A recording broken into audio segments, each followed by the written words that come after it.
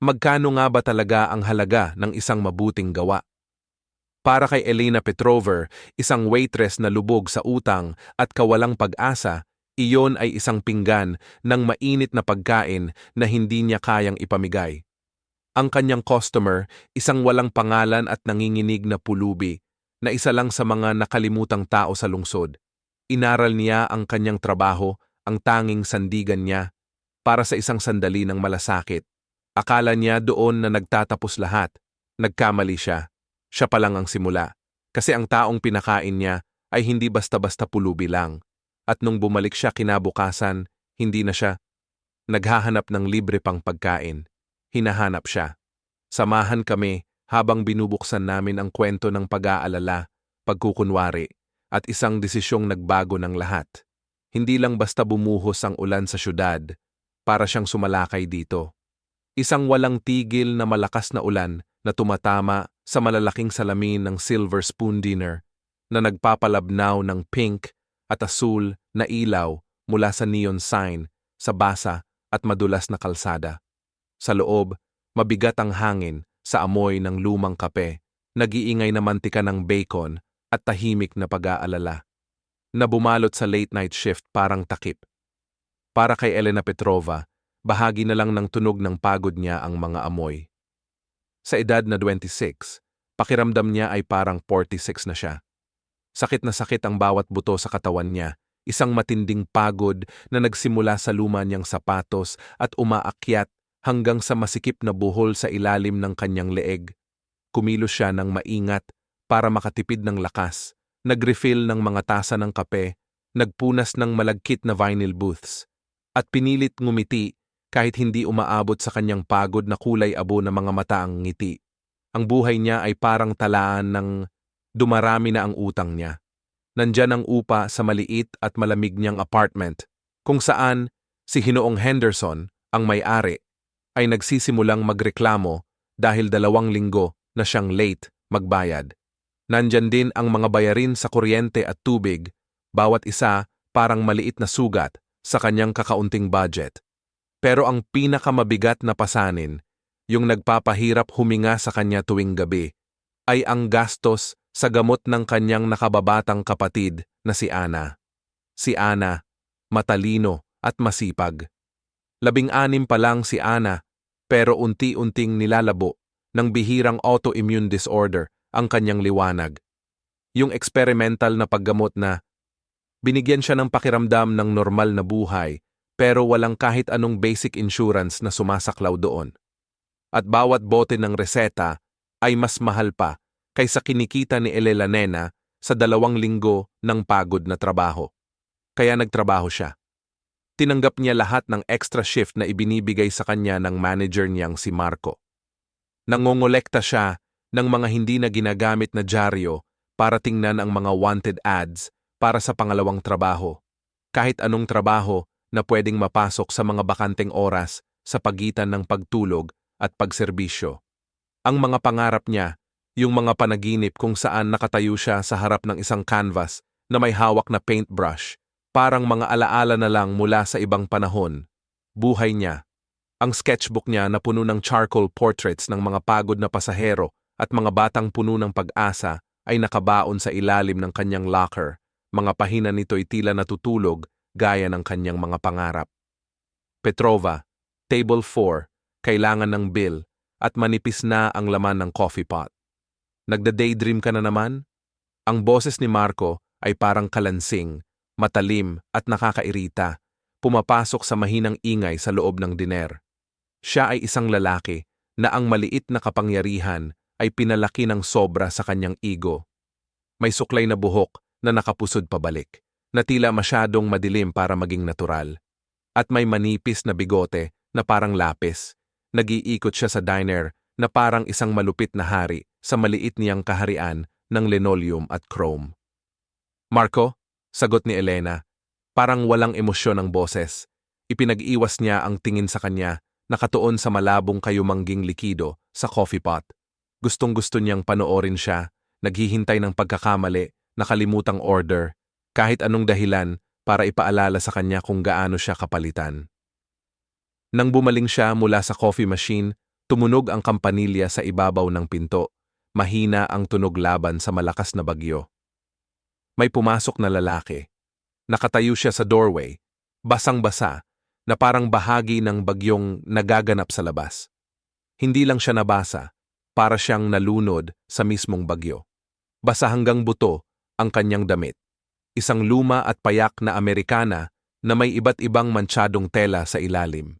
Ang kanyang mahabang buhok na buhaghag at ang makapal niyang balbas ay dumikit sa mukha at umaagos ang tubig sa malalim niyang mga kunot sa pisngi.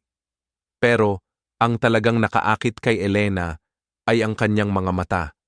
Napakalinaw ng asul nila at sa kailaliman nito, hindi niya nakita ang kabaliwan o ang pakiramdam ng antok na dulot ng lasing, pero mas malalim, parang kakulangan sa loob.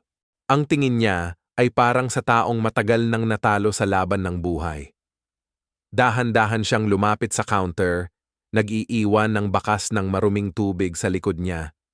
Hindi siya tumingin sa menu. Hindi niya siya tiningnan. Nakatingin lang siya sa luma at gasgas na countertop, nanginginig ang mga kamay niya, hindi niya malaman kung dahil sa lamig o sa iba pang dahilan. "Sir," mahinang sabi ni Elena habang lumalapit sa kanya. Natigilan siya parang natahimik sa tunog ng boses niya. Isang hindi inaasahang dagok iyon.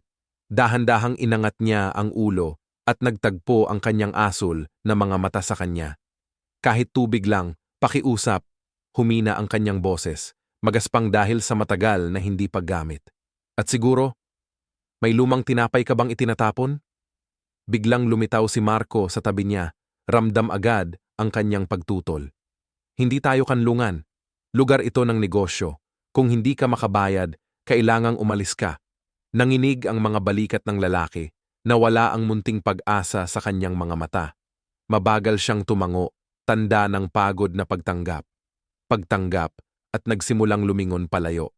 May sumirit sa loob ni Elena, yung pagkakita sa nakayukong postura, yung ganap na pagkatalo sa simpleng pag-iling ng ulo. Nakita niya ang sariling pakikibaka na nasasalamin sa kanya. Nakita niya ang kawalang pakialam ng mundo, yung malamig na kalkulasyon kung sino ang karapat-dapat sa mainit na pagkain at sino ang hindi. Naalala niya si Ana kung gaano kakilakilabot ang maging alipin ng mga pangyayari na hindi mo kontrolado. "Teka," sabi niya. Ang boses niya mas matatag kaysa sa inaasahan niya. Parehong lumingon ang lalaki at si Marco para tumingin sa kanya. Hindi niya pinansin ang galit na mukha ni Marco. Tumingin si Elena sa estranghero. Ang espesyal ngayong gabi ay meatloaf na may mashed potatoes at green beans. Mainit ito. "Umupo ka, kukuha ako ng plato mo." Nakatingin sa kanya ang lalaki. Nakabuka ang bibig sa gulat. "Hindi mo ba ako narinig, Petrover?" Sipin ni Marco habang hinahawakan ang braso niya. Kumapit ang mga daliri niya sa braso ni Elena. "Gagaling yan sa sweldo mo. Lahat ng iyon. Alam mo ang mga patakaran. Walang libre dito." "Alam ko ang mga patakaran," sabi ni Elena habang iniurong ang braso niya. Ibang-iba ang pakiramdam ng pagsuway. At delikado, pero sa kakaibang paraan, nakakapagpakawala rin. "At babayaran ko yan." "Sige, pasensya na. May customer akong kailangang asikasuhin." Tinalikuran niya si Marco na nagngangalit habang napapikon, tapos pumasok sa kusina. Ang kusinero, isang matipuno na lalaki na si Sal, ay tumingin sa kanya ng may simpatiya pero hindi nagsalita. Alam niya, gaya niya, na ang galit ni Marco ay parang bagyong panloob. Siya mismo ang nag-ayos ng meatloaf sa plato, tiniyak na pinakamalaki ang piraso, nagdagdag ng dagdag na scoop ng creamy na mashed potatoes at nilagyan ng masarap na brown gravy. Sa ibabaw ng lahat, nagdagdag siya ng mainit na tinapay at isang pat ng mantikilya sa tabi. Nang bitbitin niya ang plato palabas, tila naging tahimik ang kainan. Ang iilang natitirang customers ay sadyang hindi tumitingin, pero naramdaman ni Elena ang kanilang kuryosidad. Nakaupo ang pulubi sa pinakalayong booth mula sa pinto, parang sinusubukang gawing maliit ang sarili. Inilagay niya ang plato sa harap nito. Tinitigan ng lalaki ang pagkain na parang isang ilusyon. Umapaw ang singaw mula sa patatas, dala ang masarap na amoy ng lutong bahay. Isang luha ang dumaloy sa kanyang mukha. Nilinis niya ang dumi sa pisngi ng lalaki hanggang sa tumulo ito sa mesa. Salamat, bulong niya, nanginginig ang tinig. Kinuha niya ang tinidor na nanginginig ang mga kamay. Tumingin lang si Elena at umatras, parang tumitibok ang puso niya. Ramdam niya ang titig ni Marco sa likod niya. Higit sa 1/4 ng tip niya sa gabi ang kakainin ng halaga ng pagkain. Isang matinding dagok na magpapahirap palalo sa pagtatapos ng buwan. Pero habang pinapanood niya ang lalaki na kumain ng dahan-dahan at may paggalang, naramdaman niya ang isang bagay. Kumikinang na init na walang kinalaman sa sobrang init ng furnace sa diner. Pakiramdam ito na matagal na niyang hindi naramdaman, na may nagawa siya kahit man lang ng kaunti. Abala siya sa kabilang dulo ng counter, pinipinturahan ang mga kubyertos na malinis na. Pagkalipas ng mga 15 na minuto, lingon siya sa booth. Wala na roon ang tao, malinis ang plato, pinunasan ng sobra-sobra hanggang para bang nalabhan na. Sa tabi ng plato, may basang gusot na dolyar at ilang barya. Isang kawawang pagtatangka na magbayad. Siguro yon na lahat ng meron siya. At sa tabi ng mga barya, may isa pang bagay. Isang maliit, maselang papel na ibon na tiniklop ng maayos. Gawa yon sa isang tinapon na tiket sa loto na nabasa ng ulan. Ang mga tiklop ay eksakto, perpekto. Maliit pero maganda, naiwan sa gitna ng dumi at grasa. Kinuha ito ni Elena, hinaplos ng mga daliri niya ang marikit na mga pakpak. May kakaibang pakiramdam na bumalot sa kanya. Maingat niyang inilagay ang papel na ibon sa bulsa ng kanyang apron, isang marupok na alaala mula sa isang mahal na kabutihang loob. Hindi niya alam na hindi pa tapos ang transaksyon. Hindi pa. Isang mahirap na pagkakataon. Kinabukasan ng bagyo, malinaw ang umaga. Ang sikat ng araw, matalim at maliwanag, pumapasok sa bintana ng apartment ni Elena. Pinapatingkad ang mga alikabok na sumasayaw sa hangin at kitang-kita ang mga nalalagas na pintura sa mga pader. Hindi na itataas ng peking saya ng panahon ang lamig at takot na ramdam niya sa tiyan. Nag-vibrate ang phone niya sa tabi ng kama. Text ito mula sa nurse sa school ni Ana. Nagkaroon ulit si Ana ng pagkahilo kaninang umaga. Malapit na maubos ang gamot niya. Pakitandaan na dalhin ang refill bago mag-Biyernes. Biyernes, 2 araw na lang. Pangalawang refill ay nagkakahalaga ng $480. Tiningnan ni Elena ang app ng kanyang bank account. Pera sa account, $62.37 lang. Ang math ay isang malupit at walang awa na tyrant. Kahit na may sweldo siyang matatanggap sa Biyernes, pagkatapos bayaran ng renta, at kahit bawasan siya ni Marco dahil sa meatloaf, malayo pa rin siya sa kailangan. Muling sumagi sa kanya ang pamilyar na panik na parang nagyayelong, gumagapang sa kanyang likod. Pinilit niyang itulak ang pakiramdam na iyon pababa. Nagsuot ng kanyang matigas na pink at puting uniforme at pinilit lunukin ang tuyong toast. Hindi siya pwedeng magpakalunod sa desperasyon. Kailangan niya ng plano. Pa-more. Mga shift. Baka alam ni Sal yung lugar na nangangailangan ng dishwasher. Baka sa wakas, mabenta na niya yung lumang relo ng lolo niya, yung huling gamit niya sa kanya. Pagdating niya sa Silver Spoon, ramdam na ramdam ang tensyon sa hangin. Nasa likod ng counter si Marco, mayabang at parang mangangaso ang ngiti sa mukha niya. Hindi siya binati. Tinitingnan lang siya na parang sinusukat. May pangakong paghihiganti sa mga mata niya. Ang araw ay naging isang malabong halo ng mga maliliit na pahirap. Inatasan siya sa pinakamasamang istasyon, yung may galagalang na mesa na palaging nireklamo. Nakalimutan pa niyang ilagay ang isa sa mga pinagkakamalan niya ang mga order sa mga mesa, kaya nagkaroon ng mainit na pagtatalo kung saan sinisi siya ng customer sa pagkaantala. Sinundan siya nito saan man siya pumunta, pinupuna pa pati ang paraan ng pagpupunas niya sa mga mesa, ang pagkakabuhos ng kape, pati ang paghinga niya. Nagtitiis si Elena, ngipin ang pinipisil, habang unti-unting nauubos ang kanyang loob sa bawat pasaring na hindi direktang sinabi. Ang mga tip niya, napakababa. Inis na inis ang mga tao, at ang palaging pagdikit ni Marco sa kanya ay nagpapakaba sa bawat usapan. Mga bandang 2 ng hapon, sa gitna ng late lunch rush, may pumasok na babae. Ayos na ayos siya ang damit, parang isang matapang na negosyante. Nakasuit siya, buhok ay mahigpit na nakatali sa bun. Nasa section ni Elena siya at halatang hindi siya makapaghintay. Mabilis lang, ang sabi ng babae, hindi man lang tumitingin sa telepono niya. Cobb salad na may dressing sa gilid, iced tea na walang lemon, tapos ang bill ngayon din. Sige po, sabi ni Elena habang sinusulat sa kanyang notepad. Dali-dali niyang iniabot ang order sa kusina, tapos mabilis na dinala ang iced tea. Inilagay niya ito sa mesa, pero ang babae ay nag-waves lang ng kamay na parang walang kwenta habang hindi tumitingin. Sa hindi sinasadyang pagkilos ng kamay niya, kinoknok ang base ng mataas na baso. Natumba ito, nagdulot ng alon ng kulay amber na likido kasama ang mga ice cubes na bumagsak diretso sa cream-colored na laptop ng babae na nakabukas sa mesa sa tabi niya. Sumigaw ang babae na parabang nabugbog siya. Laptop ko to, tanga ka ba? Tingnan mo ang ginawa mo. Kumurap ang screen ng computer at biglang namatay. Namilay si Elena, parang nagyelo ang dugo sa katawan niya. Pasensya na talaga. Hindi aayos ng pasensya ang $2,500 na laptop. May board presentation ako dito na kailangang isumite. Oras. Umiyak ang babae. Tumataas ang kanyang tinig sa sobrang gulat at takot. Bigla na lang dumating si Marco, mukha niya puno ng peking awa para sa customer, pero galit na galit kay Elena. Ma'am, pasensya na po talaga, sabi niya, habang kumukuha ng basahan sa apron niya at pilit pinupunasan ang keyboard, pero walang kwenta. Hindi talaga ito katanggap-tanggap. Karaniwan, mas maayos ang aming staff. Tumingin siya kay Elena na parang gustong kumagat. Petrover, sa opisina ko tayo ngayon. Ang paglakad papunta sa maliit at magulong opisina sa likod ng kusina ay parang ang tagal. Paraan papuntang patibunan.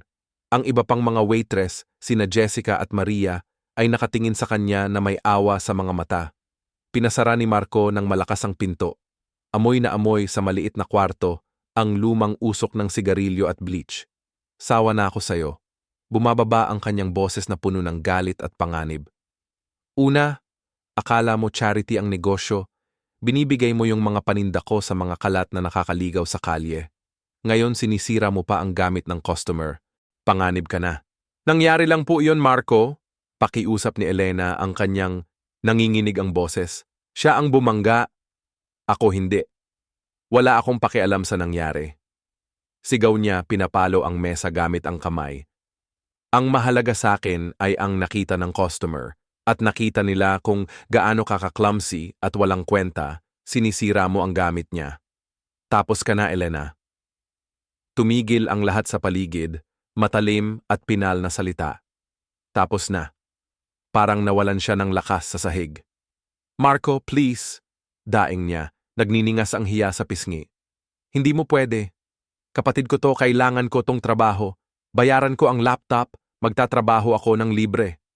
Pakiusap lang. Huwag mo akong tanggalin sa trabaho. Ako na ang magbabayad.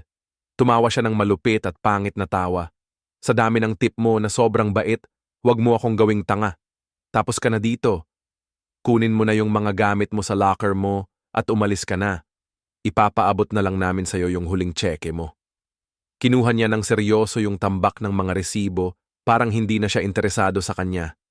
Walang imik, naglakad palabas si Elena mula sa opisina. Ang kainan ay puno ng mga ingay na hindi na niya maintindihan. Ang kalabog ng mga plato, ang usapan ng mga customer, ang tunog ng nag-iihaw sa grill. Lahat ng iyon ay parang puting ingay lang. Naglakad siya papunta sa locker room ng mga staff, ang katawan niya ay para bang naka-autopilot. Nanginig ang mga kamay niya habang kinukuha ang kaunting gamit niya, isang ekstrang apron, isang tubo ng hand lotion, ang kupas na kopya niya ng To Kill a Mockingbird.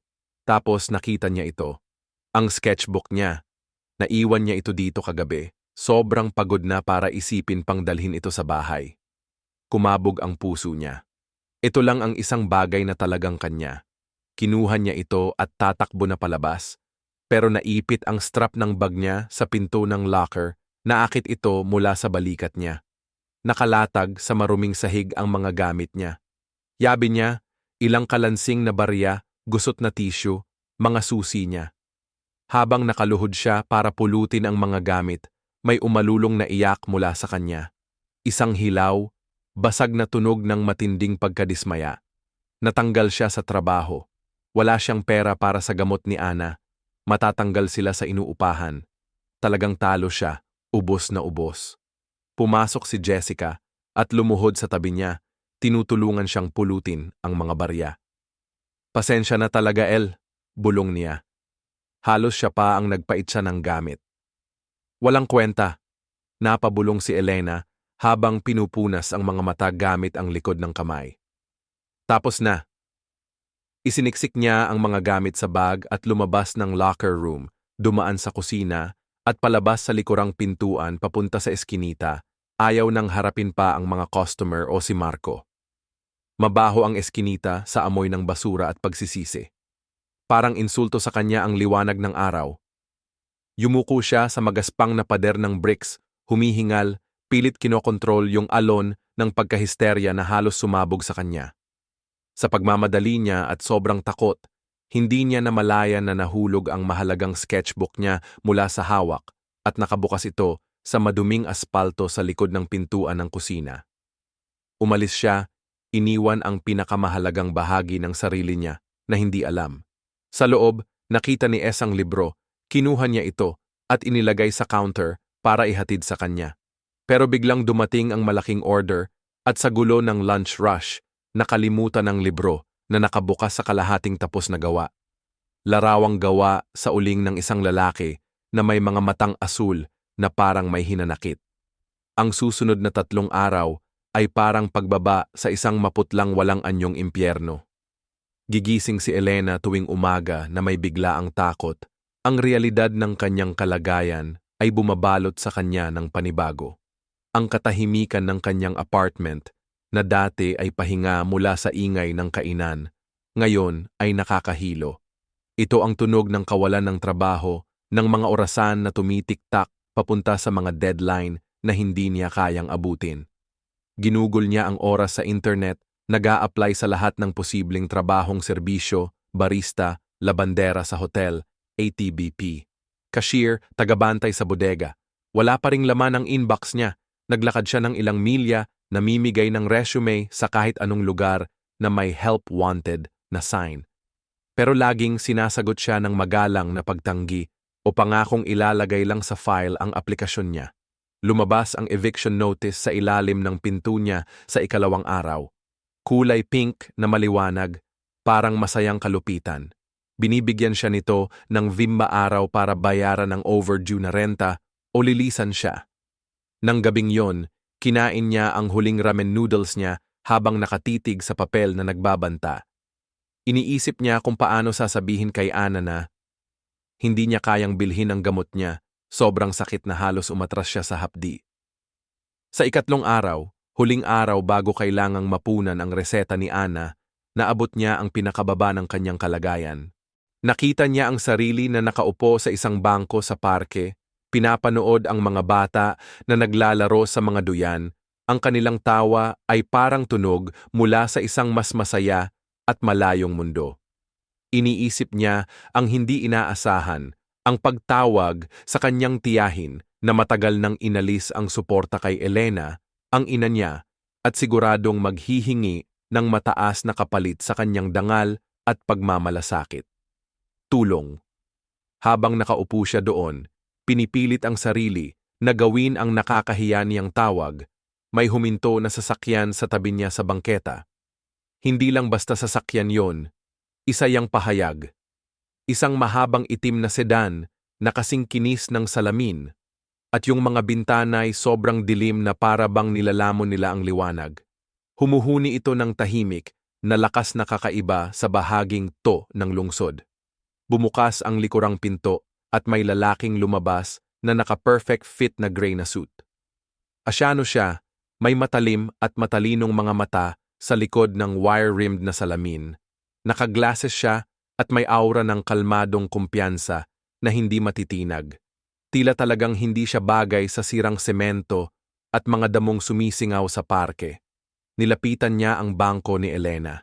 Kusang napasikip ang dibdib ni Elena, mabilis ang takbo ng isip niya. Kolektor ba siya? May pinapadalang tao si Mr. Henderson? Miss Elena Petrova? Tanong ng lalaki. Magalang, propesyonal ang tono ng boses niya na para bang hindi siya sanay na balewalain. Sino ang nagtatanong? Sagot ni Elena, na halatang pagod na ang boses. David Chen ang pangalan ko. Ako ang executive assistant ng CEO ng Vance Industries. Inutusan ako ng amo ko na makipagkita sa'yo. Siya ang nagpadala sa akin para samahan ka. Tumingin si Elena sa kanya ng naguguluhan. Vance Industries? Yung tech company? Siguro nagkamali kayo ng tao. Wala akong kilala dun. Tinitiyak ko sa'yo na ikaw talagang to, sabi ni David Chen ng matiisin. Ang amo ko ay si Ginoong Arthur Vance. Pinilit niya na ako ang personal na hanapin ka. Walang kahulugan sa kanya ang pangalang iyon. Sige, pasensya na. Wala talaga akong alam tungkol dito. Ako? Hindi pa ako nag-a-apply ng trabaho doon. Halos hindi napansin ni David Chen ang paglapit ng kanyang mukha. Hindi ito tungkol sa pag-a-apply ng trabaho. Personal itong usapin. Naniniwala si Ginoong Vance na may bagay siya na pag-aari mo. Itinuro niya ang nakabukas na pinto ng sasakyan. Naghihintay siya sa iyo sa punong tanggapan. Doon namin lahat ipapaliwanag. Pangako ko sa iyo, Miss Petrover, na ito ay para sa ikabubuti mo. Ang isip ni Elena ay gulot puno ng pagdududa. Scam kaya ito? Biro lang? Pero hindi maikakaila na totoo ang sasakyan. Mas mahal pa yung suit ng lalaki kaysa sa renta niya. At ano pa bang iba niyang pagpipilian? Umupo lang sa bangko na to hanggang mamatay na siya. At kahit papaano, nakakatakip to sa bigat ng totoong buhay niya. Sige na nga, sabi niya. Halos bulong lang ang boses. Sige, sasama ako. Tahimik at parang panaginip yung biyahe. Amoy mamahaling leather at tahimik na pera sa loob ng kotse. Dumadaan sila sa mga kalye ng syudad. Iniwan ang maruming lugar niya para sa makinang na bakal at salamin ng financial district. Huminto sila sa harap ng isang matayog na gusali na parang sumisibol hanggang ulap, isang dambuhalang patunay ng kapangyarihan at kayamanan. Nakaukit ang mga salitang Vance Industries sa eleganteng pilak na letra sa ibabaw ng grandeng pasukan. Pinangunahan siya ni David Chen sa isang malawak na marble na lobby, nilampasan ang security desk kung saan ang mga gwardya ay tumango ng may paggalang at pumasok sila sa isang pribadong elevator. Pinindot niya ang button para sa pinakaitaas na palapag, ang ika-1 na palapag. Habang umaakyat sila, naramdaman niyang nagbago ang presyon sa kanyang mga tainga at ang lungsod ay kumalat sa ibaba nila parang isang mapa. Direktang bumukas ang elevator papasok sa isang malawak at minimalistang espasyo. Opisina.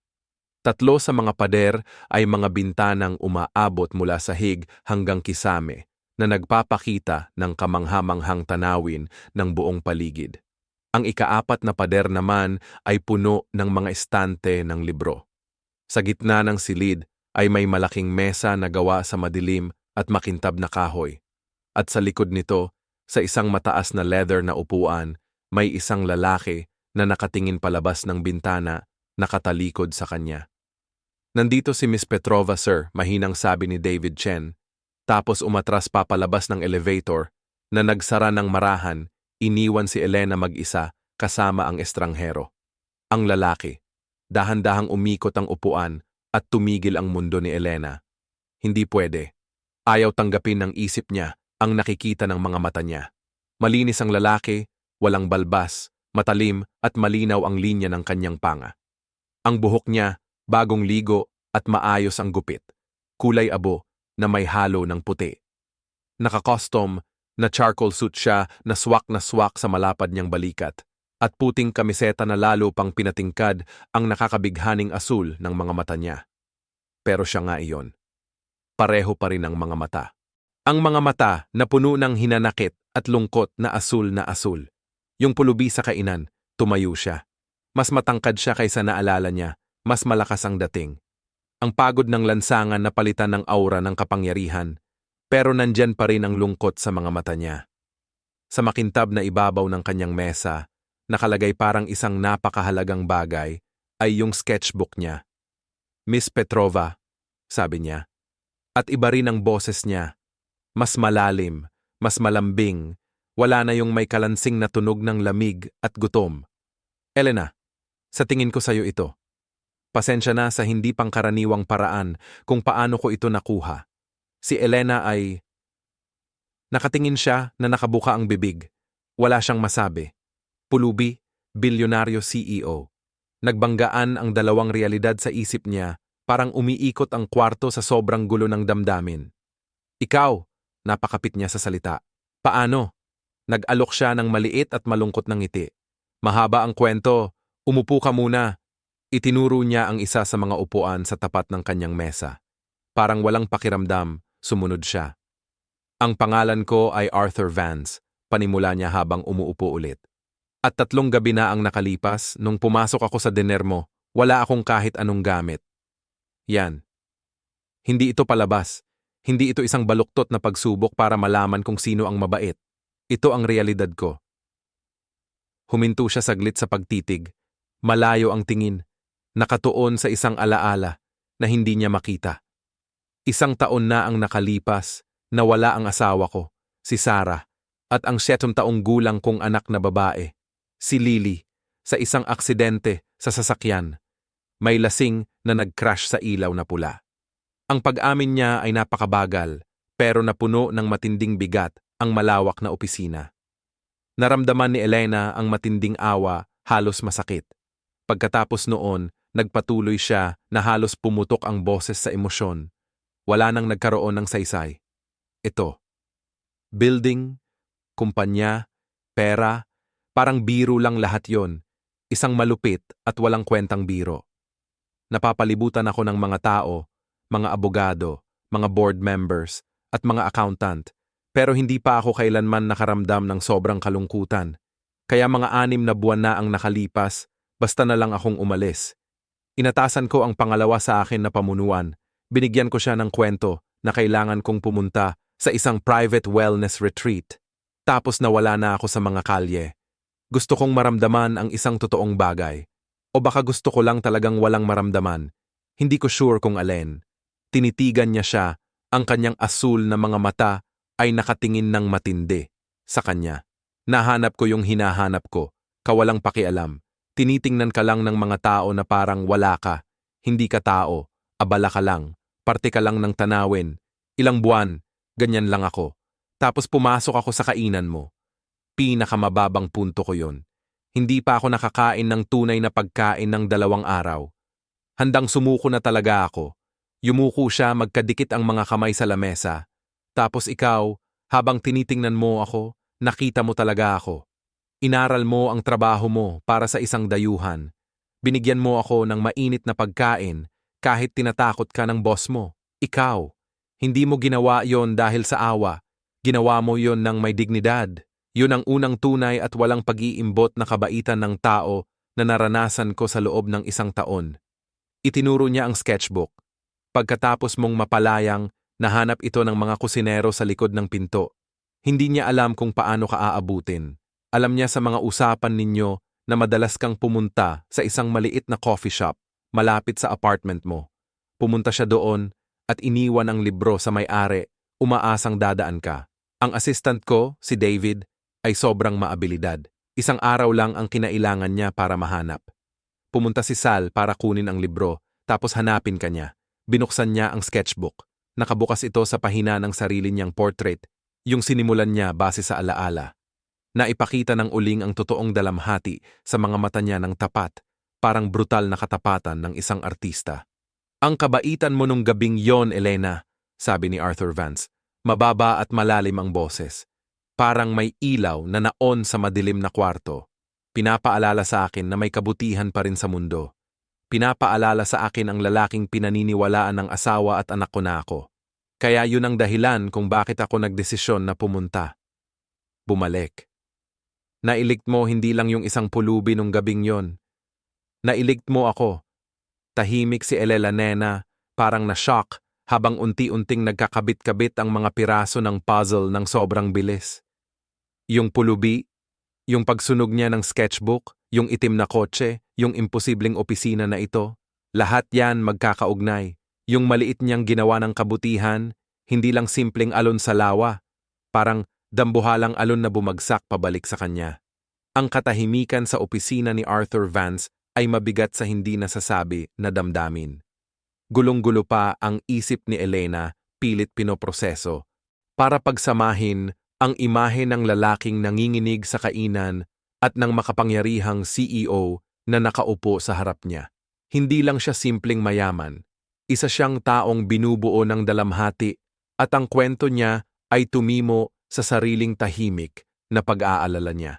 Hindi ko alam ang sasabihin ko, sa wakas ay napabulong niya, halos di marinig ang boses. Taos-puso akong nakikiramay sa pagkawala mo. Bahagyang tumango si Arthur na may halong sakit. Salamat, hindi ko sinabi yan para lang makuha ang awa mo. Sinabi ko para maintindihan mo. Hindi ito tungkol sa awa, Elena. Ito ay tungkol sa utang. Isang utang na loob na hindi ko talaga mababayaran, pero determinado akong subukan. Tumayo siya mula sa upuan at lumapit sa malaking bintana, tinitingnan ang lungsod sa ibaba. Masusing inimbestigahan ni David. Sinabi niya sa akin ang mga pangyayari tungkol sa pagtanggal mo sa dinner. Alam ko tungkol sa natapong tsaa at sa laptop. Alam ko rin na yung customer na si Miss Albright ay nagtatrabaho sa kalabang kumpanya at yung dati kong manager na si Marco may kasaysayan na ng ganitong mga gawi. Mukhang ganun nga. Ikaw ang biktima ng isang patibong o kahit man lang isang magandang dahilan. Bumalik siya at hinarap siya. Sinabi rin sa akin ni David ang tungkol sa personal mong sitwasyon, ang iyong kapatid na si Anna, at ang kanyang mga pangangailangan sa medikal. Napakatigas ni Elena. Nang mabanggit si Anna, naging sobrang personal ito. Bumaha sa kanya ang galit na protektibo at kahihiyan. Pinagsubaybayan mo ako. Kailangan kong maintindihan. Sabi niya ng mahinahon, nararamdaman ang kanyang pagiging mapagtanggol. Kailangan kong malaman kung sino ang taong nagpakita ng ganitong malasakit sa akin. Hindi ako naghahanap ng paraan para magamit yan, Elena. Naghahanap ako ng konteksto. Bumalik siya sa kanyang mesa at kinuha ang sketchbook niya. Hawak ito ng may respeto na nakaantig sa kanya.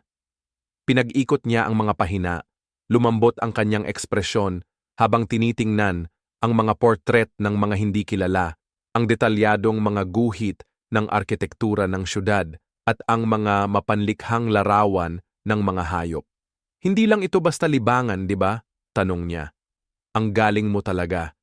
Hindi mo lang kinukuha ang anyo, kundi pati ang kaluluwa. Itinap niya ang guhit sa kanya. Nakita mo ang lalaking ako. Hindi dahil sa mga damit na suot ko. Tumingin siya sa kanya, diretso at seryoso ang tingin. Gusto kitang alukin ng trabaho, Elela Nena. Hindi bilang waitress, hindi bilang assistant. Inaayos ko ngayon ang Vance Foundation, yung charitable na bahagi ng kumpanyang ito. Matagal na siyang parang anino lang na nagbibigay ng tseke sa mga kilalang charity. Yung proyekto iyon ng asawa ko, pero pinabayaan ko lang. Gusto kong baguhin yon. Gusto kong magkaroon ng puso. Gusto kong makipag-ugnayan sa mga tao ng personal. Gusto kong ikaw ang mamahala doon. Kumikindat si Elena. Ako? Wala akong karanasan. May degree lang ako sa community college sa art history at 10 taon na nagbabalansi ng mga plato. Hindi ako kwalipikado. Mas kwalipikado ka kaysa kahit sinong graduate ng Ivy League na may degree sa non-profit management na pwede kong kunin. Sagot niya ng may passion. May puso ka. Alam mo mismo ang hirap ng pakiramdam na parang wala kang halaga. May integridad ka. Inaral mo yung kaunting meron ka para sa isang taong hindi mo kilala. Yan ang hinahanap kong kwalifikasyon. Hindi ka nag-iisa. May buong team kang sasamahan at tutulungan ka ni David. Pero ang vision, sa'yo iyon. Nakakabigla ang alok, parang isang lubid na inihagis sa kanya habang siya'y nalunod. Pero higit pa riyan, ito ay pagkilala sa kanyang pagkatao, hindi sa kanyang kalagayan. At isa pa, dagdag niya na medyo huminaho ng tono, bilang bahagi ng executive compensation package, nagbibigay ang Vance Industries ng pinakamagandang private health insurance sa bansa. Sasaluhin nito lahat ng treatment ni Anna. Lahat ng iyon. Epektibo agad. Doon na gumuho lahat ng kanyang depensa. Ang isipin si Ana na malaya na sa alalahaning pinansyal na palaging sumusunod sa kanyang karamdaman ay isang napakalakas na tukso. Pumuno ng luha ang mga mata ni Elena, mga luha ng gulat, ginhawa at labis na pasasalamat. Pero hindi ko ito pwedeng tanggapin, bulong niya, habang umuuga ang ulo. Parang mali, na parang binabayaran lang ako para sa putahing meatloaf. Hindi, sabi ni Arthur ng matatag. Inahire ka dahil sa iyong pagkatao at talento, hindi dahil sa meatloaf. Kaka-interview lang to. Pinakatapat na interview na nagawa ko kailanman. Please, Elena, sige na nga. Tulungan mo akong gawing isang foundation na ipagmamalaki ni Sarah. Tulong mo akong gumawa ng mabuti gamit ang lahat ng to. Inindikan niya ang paligid ng marangyang opisina. May halong pagkasuklam sa mukha niya. Huminga siya ng malalim, ang hangin na pumuno sa kanyang baga ay parang may dala ng pag-asa na matagal na niyang hindi naramdaman.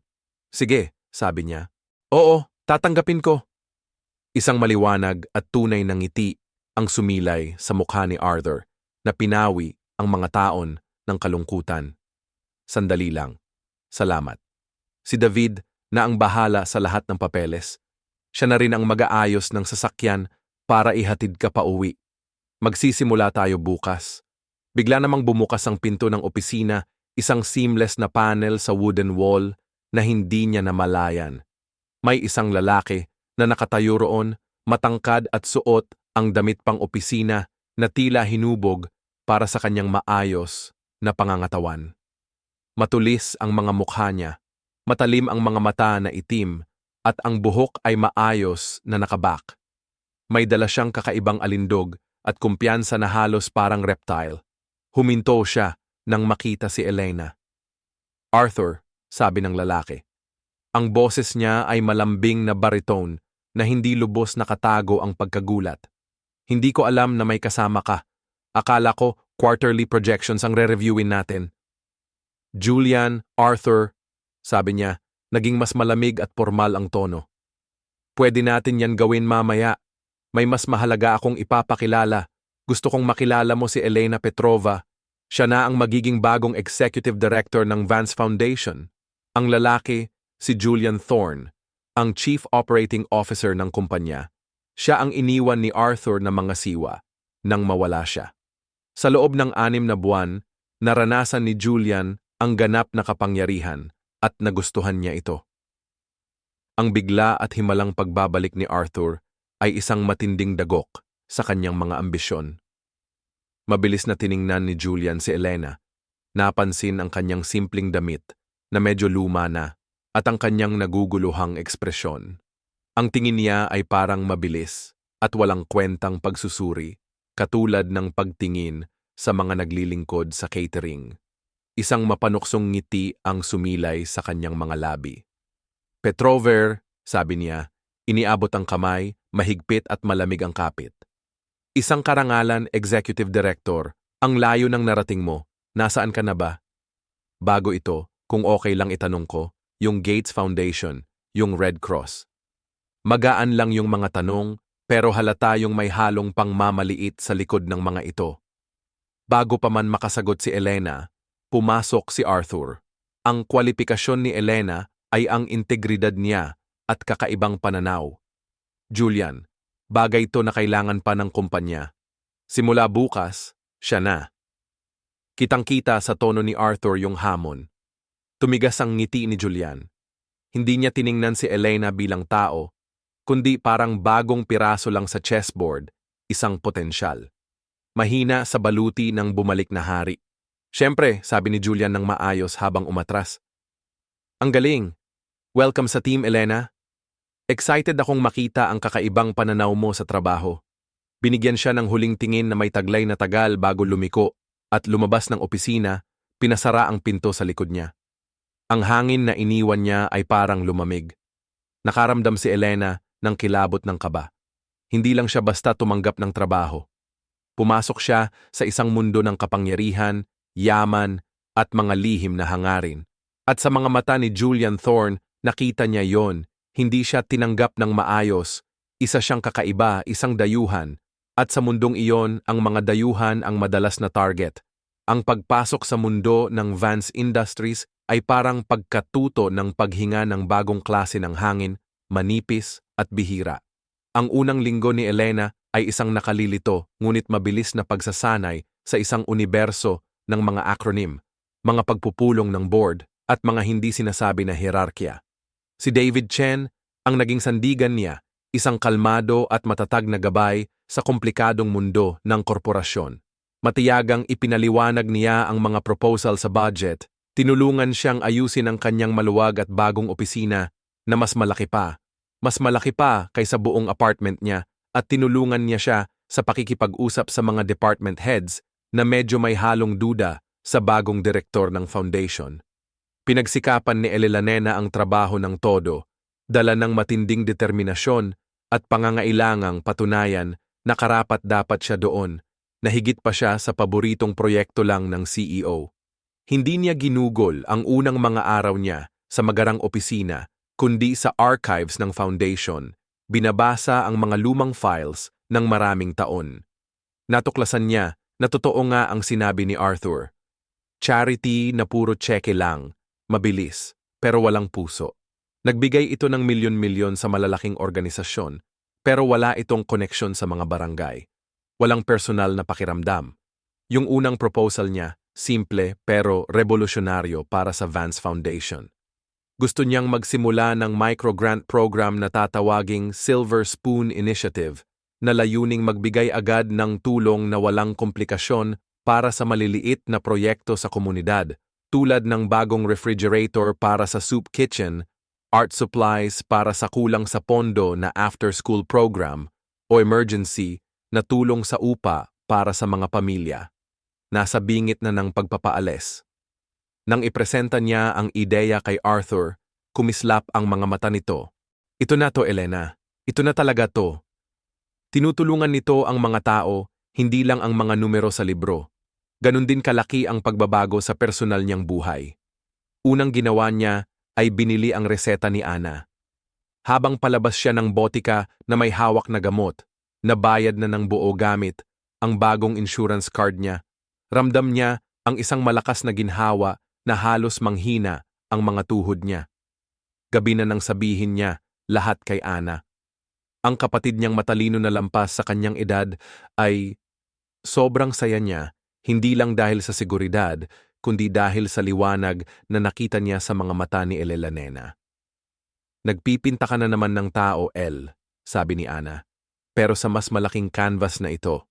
Lumipat si Elena mula sa masikip niyang apartment papunta sa isang komportabling modernong kondo, sa isang ligtas na gusali na ibinigay bilang pansamantalang tirahan ng kumpanya.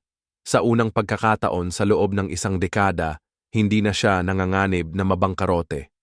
Bumili siya ng mga bagong damit, mga propesyonal na kasuotan na nagpaparamdam sa kanya na hindi siya impostor sa Vance. Nakatayo ang mga industriya. Pero sa bawat hakbang na ginagawa niya, ramdam niya ang banayad pero tuloy-tuloy na pagtulak pabalik mula kay Julian Thorne. Pinipiga siya nito sa hallway, yung mga tanong niya parang may pakitang tao, pero halatang may patibong. Kumusta na yung maliit na proyekto mo? Nakakita ka pa ba ng mga pulubi na pwede mong iligtas? Minsan naman, sinasadyang hindi siya isama sa listahan ng mga makakapasok sa importanteng meeting, tapos magpanggap na nagulat kapag halatang kinakabahan at hindi handa. Sa mga board meeting, siya ang pinakamatinding kritiko niya. Nang i-present niya yung Silver Spoon Initiative, siya yung unang sumalubong dito. Kahit nakakit-akit si Miss Petrover sa sinasabi niya, sabi niya, habang kinakausap yung mga board members na walang ekspresyon, hindi ito matino sa pera. Pinag-uusapan natin yung pamimigay ng maliit na halaga ng pera na halos walang bantay. Parang bangungot sa accounting at parang walang katapusang problema sa logistics. Ang layunin ng foundation ay gumawa ng malaking epekto, hindi maging fairy godmother sa bawat kwento ng paghihirap sa syudad. Palaging nandyan si Arthur para ipagtanggol siya. Pero alam ni Elena na ang yung palaging suporta niya, parang lalo pa siyang pinahirapan. Kumalat na yung mga chismis, bulong-bulong sa mga conference room na may salamin At habang nagkakainan sa mamahaling lunch, tinawag nila siyang waitress, Saint Elena ng diner, yung nawawalang pag-asa ni Arthur. Pinag-uusapan nila yung relasyon niya sa nagdadalamhating CEO, nilikha nila yung kwento ng isang tusong babae na sinamantala yung emosyonal na kahinaan ng isang bilyonaryo. Masakit yung mga chismis, pero hindi siya nagpatalo. Nakatuon siya sa sarili niya. Trabaho, gamit ang mga karanasan niya noon bilang gabay. Alam niya kung ano ang pakiramdam na isang sirang gamit lang ang kulang para magkaproblema, isang malaking bayarin sa ospital lang para mabangkarote. Nilagay niya ang pagkaunawang yan sa kanyang trabaho at unti-unting nabuo ang Silver Spoon Initiative na nakabase sa dignidad at tiwala, hindi sa hinala at sobrang formalidad. Lalo pang naging malapit ang relasyon nila ni Arthur, hindi na lang employer at empleyado. Nasanay silang magkasama, madalas mag-overtime, umorder ng pagkain, at nagkukwentuhan ng matagal.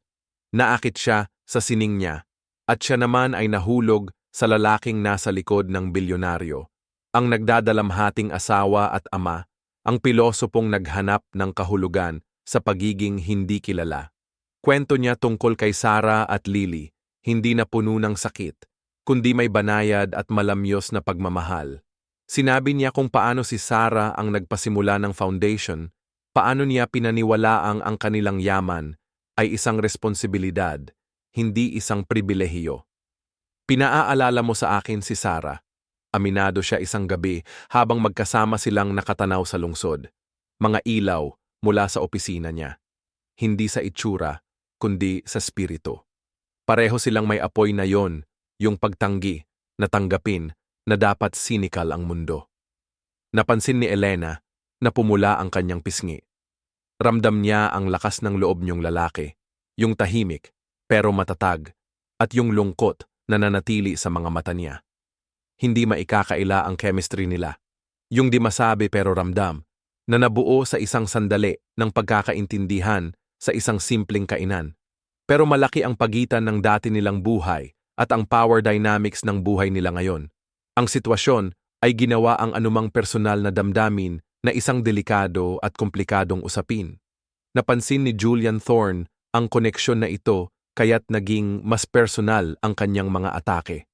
Alam niyang ang emosyonal na kalagayan ni Arthur ang kanyang pinakamalaking kahinaan. Nagsimulang maghukay si Julian, naghahanap ng kahit anong maduming bagay tungkol kay Elena. Nagpadala siya ng pribadong investigador sa lumang lugar ni Elena, sa dinner. Naghahanap siya ng sandata at natagpuan niya ito kay Marco. Isang hapon, pumasok si David Chen sa opisina ni Elena at isinara ang pinto. Ang mukha niya ay seryoso. "May kailangan kang makita," sabi niya. Binigyan siya ng tablet. Bukas ito sa isang kilalang chismis blog ng lungsod. Nakasuot sa headline ang isang nakakabiglang balita. Vance, ang bagong reyna ng charity ng CEO, may madilim na nakaraan ng pagnanakaw at panlilinlang. Ang article ay parang lasong pambabatiko sa kanyang pagkatao. May quote mula sa isang anonymous na dating employer na naglalarawan kay Elena bilang hindi matatag, kilalang magnanakaw na madalas kumuha ng pagkain ng walang bayad at isang taong gagawin ang lahat para lang makakuha ng tulong. Inilarawan nito ang kanyang mabuting ginawa kay Arthur bilang isang planadong panlilinlang, isang gimmick na posibleng nagawa na niya noon pa man. Kasama pa nga dito ang na-edit ng sobra ang litrato niya para magmukha siyang pagod at kahina-hinala. Naramdaman ni Elena na parang nanlaki ang kanyang mata at pumuti ang mukha niya. Si Marcos ang mga salitang iyon. Alam niya iyon. Siya ang lason. Pero ang plano, ang malamig at maingat na kalupitan nito, ramdam niya ang yapak ni Julian dito. Nakita na ni Arthur, sabi ni David ng mahina. Galit na galit siya. Alam niyang kasinungalingan yan. Pero alam ni Elena na tapos na ang pinsala. Naipanim na ang duda sa board, sa buong mundo. Hindi siya leader na may malasakit. Waitress lang siya. May madilim na nakaraan na kung paano niya napaniwala ang isang nagdadalamhating bilyonaryo. Hindi lang reputasyon niya ang inatake ni Julian. Inatake niya ang mismong pundasyon ng bagong buhay niya at alam niya na ito palang simula ng kampanya ni Julian para sirain siya at sa pamamagitan niya, sirain si Arthur. Ang malupit na paninirang puri ni Julian Thorne ay umabot sa isang emergency na pagpupulong ng board, ang huling hakbang niya para paalisin si Arthur. Mabigat ang hangin sa silid dahil sa tensyon habang inilalahad ni Julian ang kanyang kaso na inilalarawan si Arthur bilang isang leader na emosyonal na nahahati. Naulanan ang kanyang paghatol dahil sa pakikiusap ni Elena. Para patibayan ang kanyang argumento, pinakita niya ang maingat na inedit na footage mula sa dinner at dinala si Marco, ang masungit na dating manager ni Elena, para magbigay ng matalim at peke na testimonya laban sa kanya. Habang nag-aalangan ang board, nagpanukala si Julian ng boto ng kawalang pagkakatiwalaan, halatang amoy panalo sa hangin. Bago makaboto ang board, tumayo si Elena na may matatag at malinaw na tinig. Hindi siya nanghingi ng awa. Nag-utos siya ng respeto sa isang makapangyarihang paraan. Sa presentasyon, isa-isa niyang winasak ang kwento ni Julian, ipinakita ang kahangahangang tagumpay at positibong epekto ng kanyang Silver Spoon Initiative. Pinatunayan niya na ang malasakit na tinawanan ni Julian ang siyang pinakamahalagang asset ng kumpanya ngayon. Habang nakuha niya ang simpatya ng buong kwarto, si Arthur naman ang naghatid ng huling suntok. Ipinakita niya na inasahan niya ang pagtataksil. Dala ang isang dosye na naglalaman ng mga krimen ni Julian tulad ng paglustay ng pera at corporate espionage laban sa isang pangunahing kakumpetensya. Ang revelasyon ay bumagsak ang bomba. Mabilis na napalitan ang tahimik na pagkabigla ng galit ng mabunyag si Julian, ang tunay na traidor. Inalalayan siya palabas ng security, nawasak ang kanyang mga ambisyon. Muling nakuha agad ni Arthur ang kanyang kapangyarihan, mas matatag pa ang posisyon niya kaysa dati. Sa loob ng silid-pulong na iyon, hindi lang napatunayan si Elena. Hinarap niya ang pinakamadilim na bahagi ng kumpanya at pinatunayan na ang kanyang integridad ay isang matibay na panangga at ang kanyang bisyon ang pinakamaliwanag na kinabukasan ng kumpanya. Pagkatapos, mabunyag si Julian. Kumalat ang mga bulong-bulungan tungkol kay Elena sa Vance Industries. Naging mga bulong ng paggalang. Yumabong ang Silver Spoon Initiative, naging pusong puno ng malasakit ng kumpanya at pinatatag ang layunin ni Elena. Stable na ang kalusugan ni Anna at siguradong ang sarili niyang kinabukasan, kaya natagpuan ni Elena ang kapayapaang hindi pa niya naramdaman dati.